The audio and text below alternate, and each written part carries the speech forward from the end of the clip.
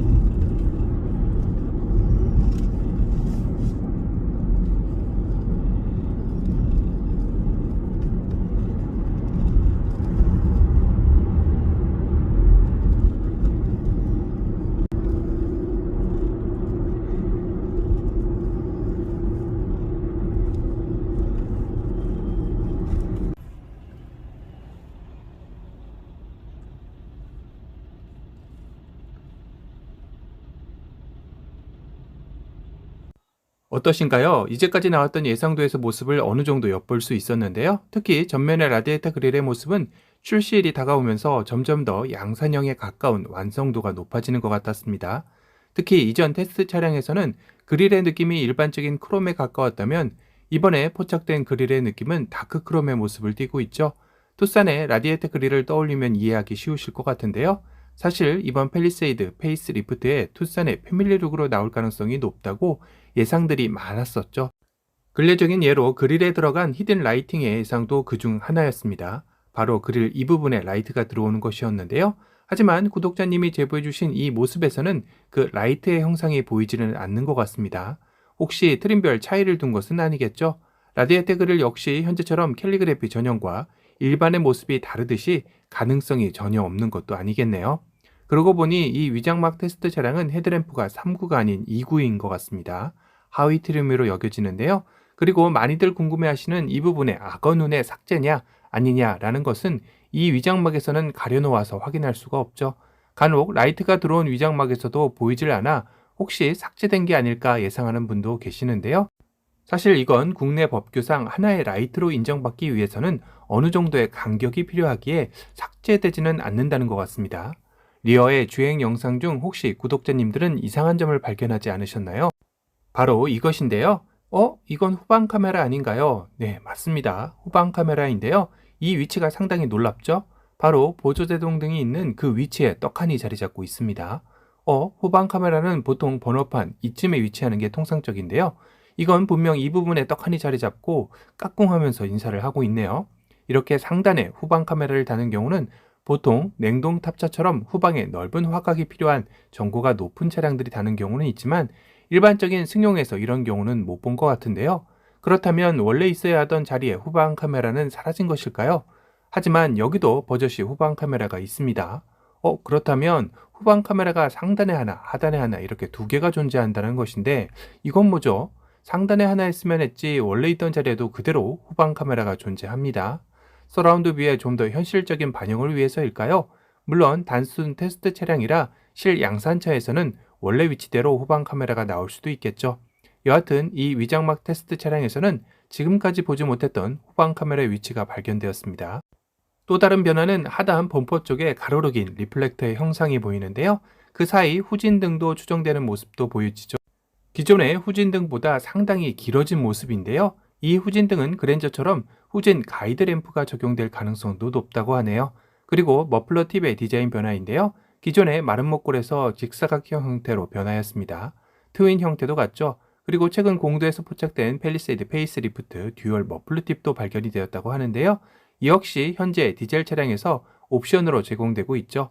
참고로 팰리세이드 가솔린 차량은 듀얼 머플러 팁 옵션은 없습니다. 아마도 이번 페이스리프트에서도 동일하지 않을까 싶네요. 하체가 전체적으로 보이지는 않지만 이번 팰리세이드 페이스리프트에서는 기대했던 3세대 플랫폼 적용은 없고 기존 2세대 플랫폼 그대로 적용될 것이라고 하네요.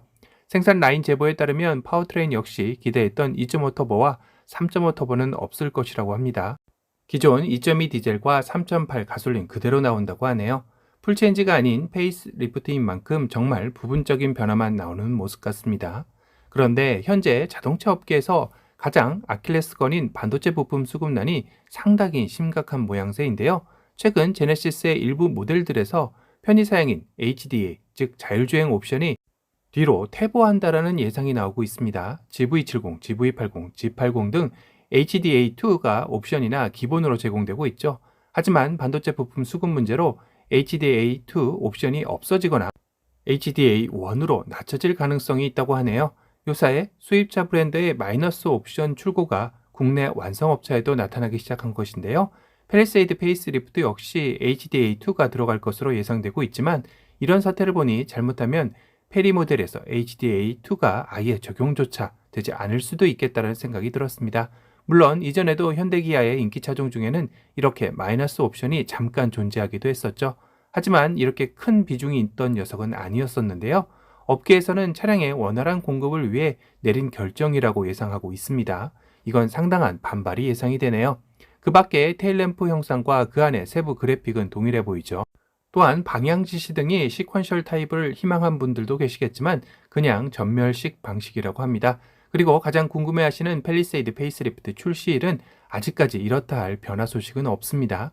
단지 5월 14일 구형 모델 단산 정도인데요. 그 외에 3월 티저 공개, 4월 사전 계약, 5월 출시, 6월 출시 등의 이야기는 현재까지는 예상일 뿐입니다. 이전에 말씀드린 대로 3월 말 이번 단 회의에서 구체적인 일정이 협의될 듯한데요. 그때 다시 정확한 소식을 들고 찾아뵙도록 하겠습니다. 물론 그전에라도 속보 소식이 있다면 구독자님들에게 가장 빠르게 전달해 드리도록 하겠습니다. 오늘은 구독자님의 팰리세이드 페이스리프트 위장막 차량 제보 영상과 최근 소식에 대해서 전달해 드렸습니다. 다시 한번 제보해 주신 구독자님께 감사 말씀드립니다. 오늘 영상이 도움이 되셨다면 두두튜브 구독 알람 설정 부탁드리고요. 또 다른 신차 소식으로 찾아뵙겠습니다. 지금까지 두두튜브였습니다. 감사합니다. Never knew a moment could feel so right.